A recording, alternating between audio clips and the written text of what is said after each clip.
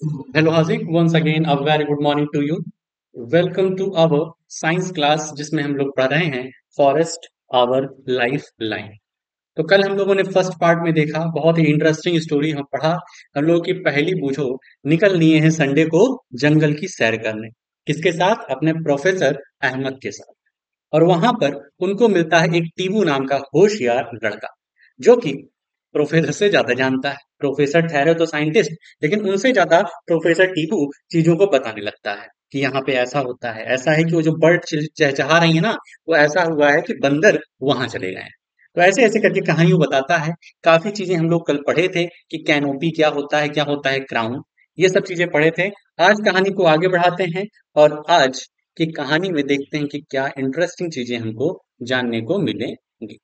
चलते हैं फटाफट से अपने एनसीईआरटी की तरफ। एक्टिविटी 12.2 के पहले की जो चीजें थी वो हम लोगों ने कवर कर ली हैं।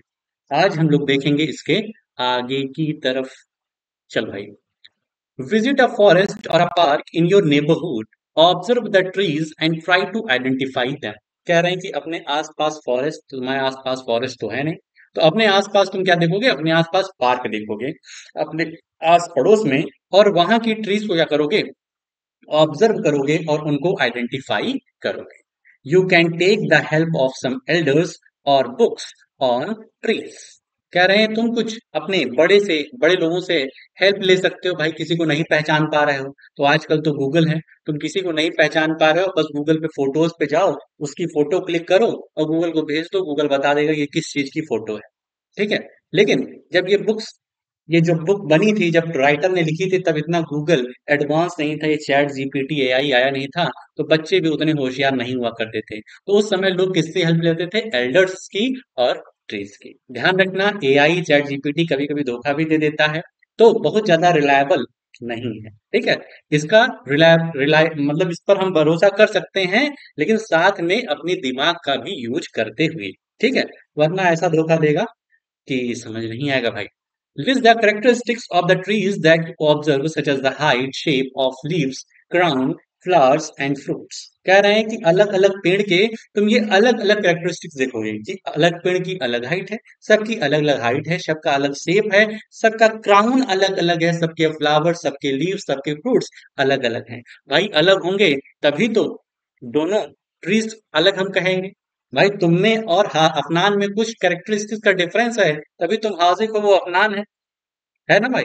अगर तुम दोनों कैरेक्टरिस्टिक सेम होते तो भाई साहब फिर दो लोग कोई ना होते, तब तो एक ही होते। तो इस दुनिया में जितने लोग हैं सब अलग अलग हैं।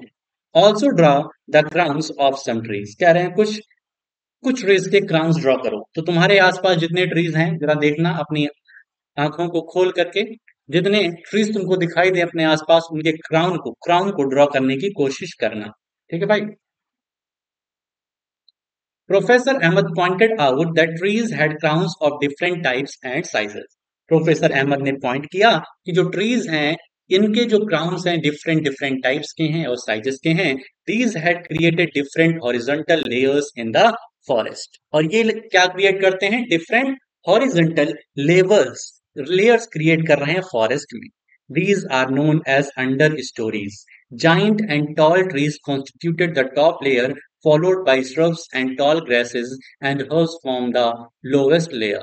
तो मतलब ये कुछ तरीके का किस तरीके से बना रहे हैं? अंडर स्टोरीज, मतलब कि ऊपर हैं कौन से पेड़? जो टॉल्स हैं, बड़े लंबे लंबे पेड़ हैं, उनके नीचे हमारे उनके नीचे हमारे श्रब्स हैं, और सबसे नीचे हर्ब है हमारी, जो हमारी मतलब क्रीपर्स वगैरह प्लांट हैं, वो सबसे नीचे आ रहे हैं। तो लोवेस्ट लेयर वो फॉर्म कर रहे हैं। आगे चलते हैं। जैसे ये देख भाई, ये देख, सबसे ऊपर कैनोपी, और ये अंडर स्टोरीज। कैनोपी के अंदर ये छोटे छोटे हर्ब सब्स जो आ रहे हैं, ये सब अंडर स्टोरी रहेंगे, understory. Would we see similar kind of trees in every forest? Asked बूझू।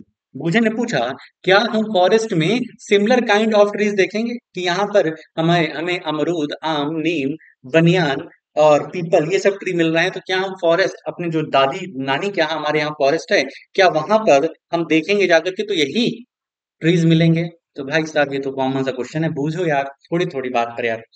टेंस हो जाता है। प्रोफेसर अहमद कह रहे हैं no, due to different climatic condition there are variation in the type of trees and other plant. Professor Ahmad कहते हैं तुम्हारे घर का और तुम्हारे नानी के घर का जो क्लाइमेटिक कंडीशन है बहुत ही डिफरेंट है भैया, बहुत ही डिफरेंट है। वहां गर्मी ज्यादा पड़ती है, तुम्हारे यहाँ गर्मी कम पड़ती है। वहां बारिश तगड़ी होती है, तुम्हारे यहाँ बारिश कम होती है। तो क्लाइमेटिक कंडीशन डिफरेंट, तो फॉरेस्ट में जो ट्रीज होंगे वो भी अलग अलग प्रकार के होंगे। The types of animals also differ from forest to forest, और तुम्हारे यहाँ रहने वाले जो जानवर हैं वो वहां फॉरेस्ट में रहने वाले जानवर से अलग होंगे। ठीक है भाई, समझ रहे हो भाई? A few children were busy watching beautiful butterflies fluttering here and there on the flowers of shrubs and herbs. अब कुछ बच्चे हैं जो कि बिजी हैं देखने में, क्या देखने में? ब्यूटीफुल ब्यूटीफुल बटरफ्लाइज जो कि अलग अलग हर्ब शर्ब पे जाकर के बैठ रही हैं और उसका नेक्टर को चूस रही हैं ना। खाना पीने का सिस्टम देख रहे हैं भाई। They had a close look at the bushes. While doing that, their hair and clothes had sheets and thorn clinging to them. और जब वो जंगल में घूम रहे हैं, हर्ब शब्स को देख रहे हैं, बुशेस को देख रहे हैं, तो देखे कि उनके कपड़े पर बहुत सारे रेसे लग गए हैं, बहुत सारे कांटेदार सीड्स चिपक गए हैं।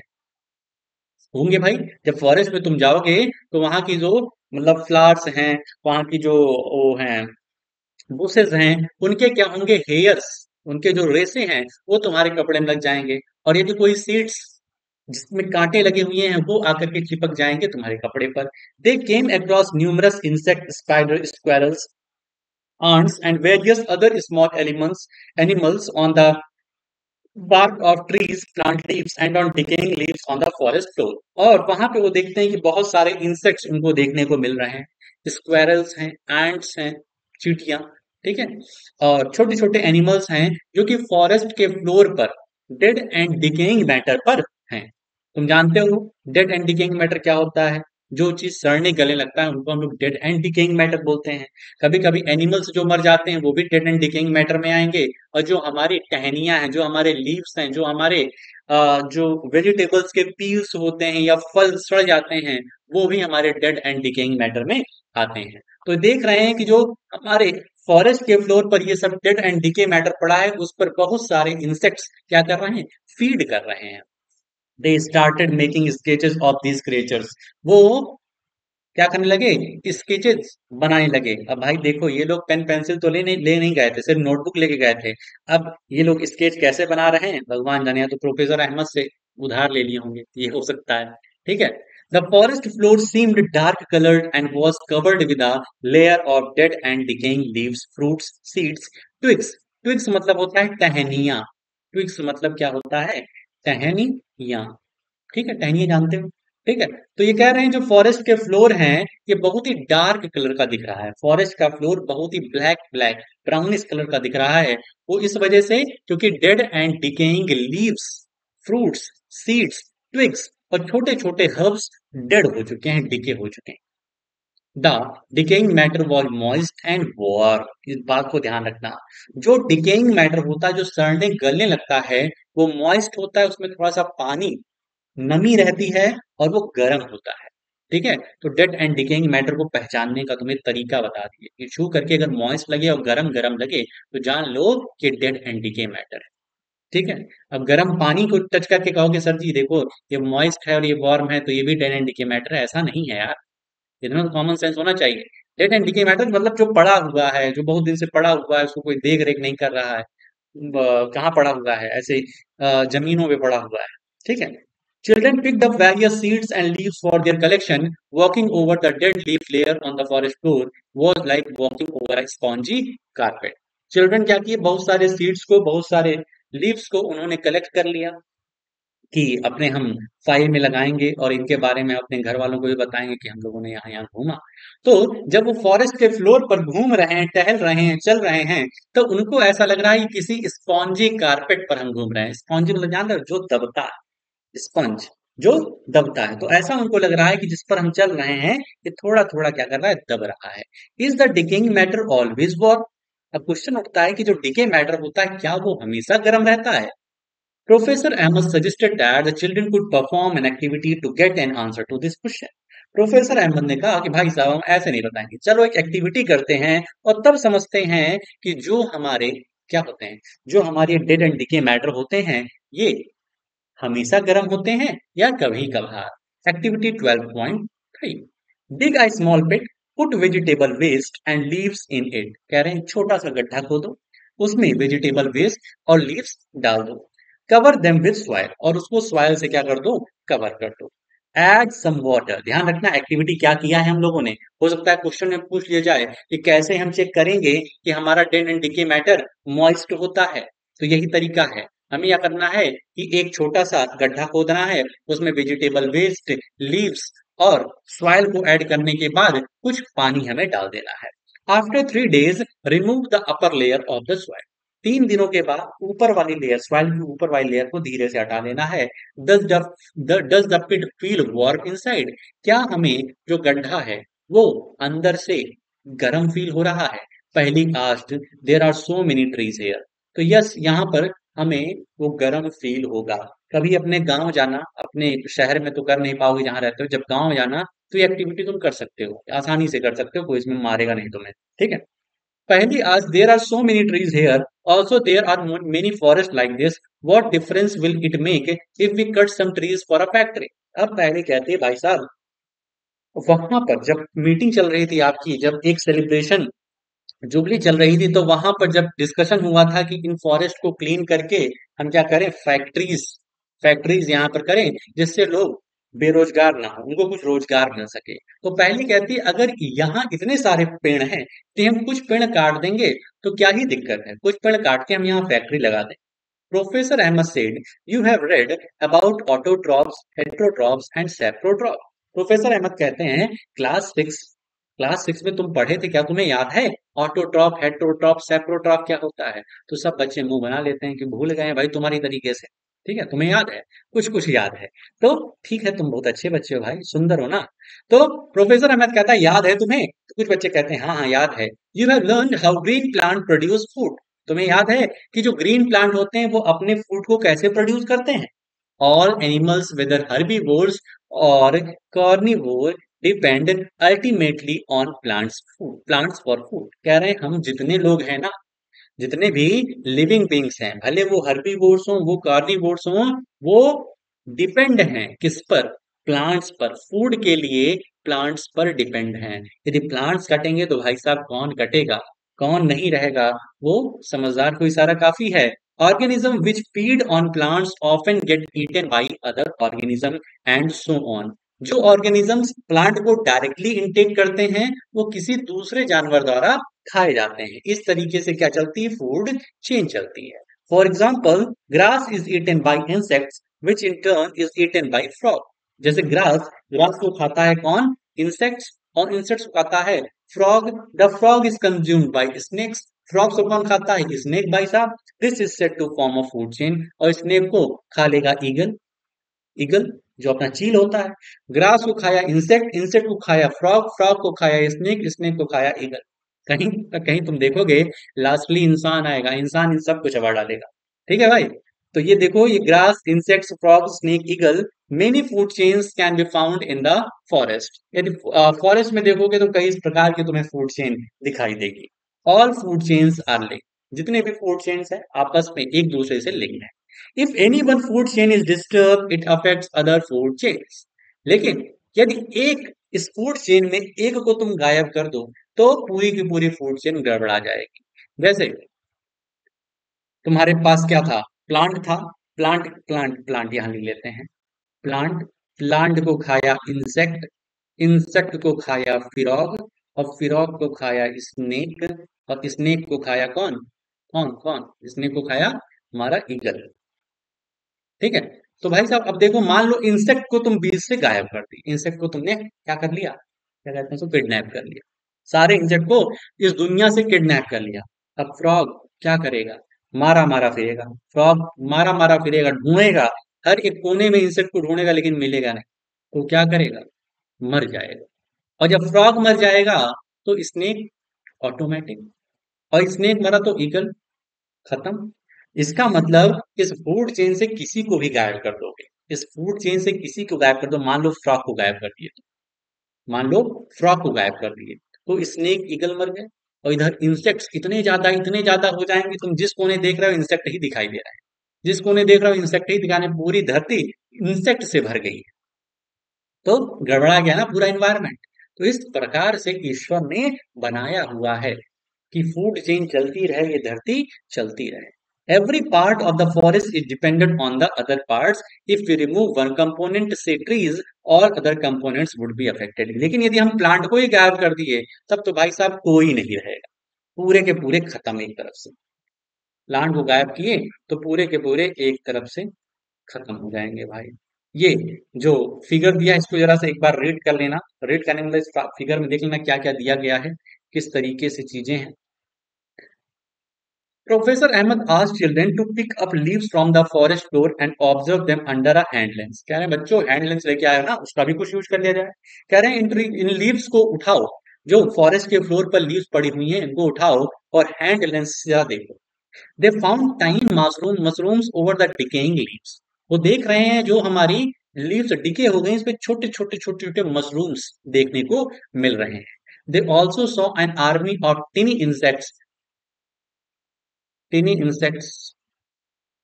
एक मिनट भाई साहब जरा। हाँ भाई। तो they also saw an army of tiny insects, millipedes, ants and beetle on them. ये सब छोटे छोटे कीड़े होते हैं, गूगल पे सर्च कर लेना तुम्हें पता चल जाएगा मिलीपीड्स दिखता कैसे है। और एंड तो जानते हो, बीटल भी देख लेना। चलो दिखा देते हैं, गूगल तो अपने पास भी है। Millipedes, millipedes pic. तो मिलीपीड पिक देख लो भाई साहब, कितने शानदार शानदार ये लोग दिखते हैं।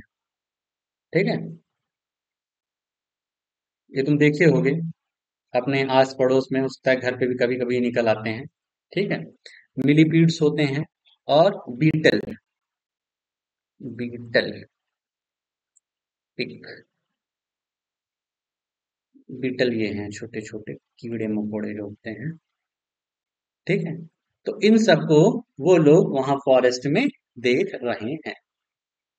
ठीक है भाई, समझ रहे हो बात को?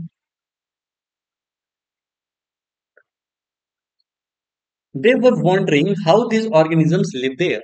अब वो वॉन्डर कर रहे हैं, परेशान हो रहे हैं कि भाई साहब ये यहाँ कैसे रहे, यानी कि मम्मी पापा तो है नहीं, हाजिक है एक दिन के लिए अपनी मम्मी को नहीं छोड़ पाता है, तो ये कैसे रह ले रहे हैं। सब बच्चे परेशान होते हैं।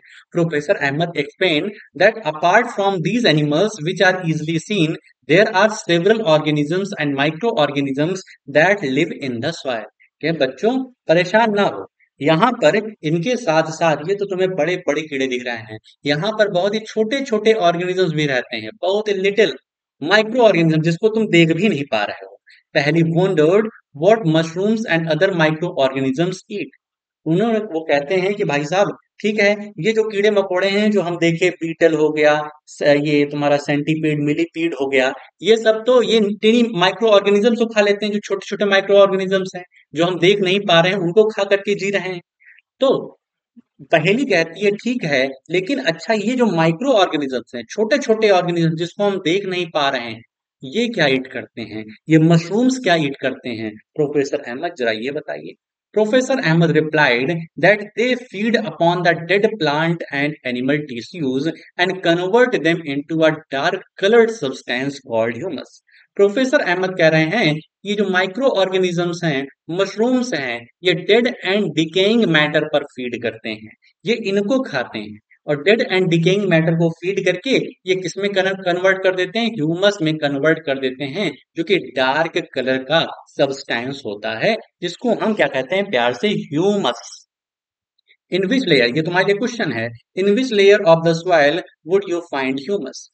सॉइल के किस लेयर में तुम ह्यूमस पाते हो? सॉइल के कई सारे लेयर्स होते हैं, तो तुम किस लेयर में ह्यूमस को पाते हो? What is its importance to the soil, और सॉइल के लिए इनका क्या इंपॉर्टेंस है? ये हम लोग क्लास 6 में ऑलरेडी पढ़ चुके हैं। तो जरा इसके बारे में थोड़ा सा अपने दिमाग पर प्रेशर डालना और इनको ढूंढने की कोशिश करना। अब बचे हुए जो टॉपिक हैं उनको हम लोग कल के वीडियो में, कल लास्ट वीडियो अपना रहेगा इस चैप्टर का, उसमें कवर कर लेंगे। तुम्हारा काम क्या रहने वाला है? तो इम्पोर्टेंट चीजें जैसे कल लिखे थे वैसे शानदार तरीके से लिख डालना इंटरेस्टिंग वे में। दूसरा काम रीडिंग कर लेना जितना पढ़ाया हूं आज। और तीसरा काम, मैथ्स की जो नेक्स्ट एक्सरसाइज है उसको अपनी कॉपी में अच्छी तरीके से कर लेना। तो आज के लिए अपने इस वीडियो में हम लोग इतना ही रखते हैं। मिलते हैं नेक्स्ट वीडियो में। ओके।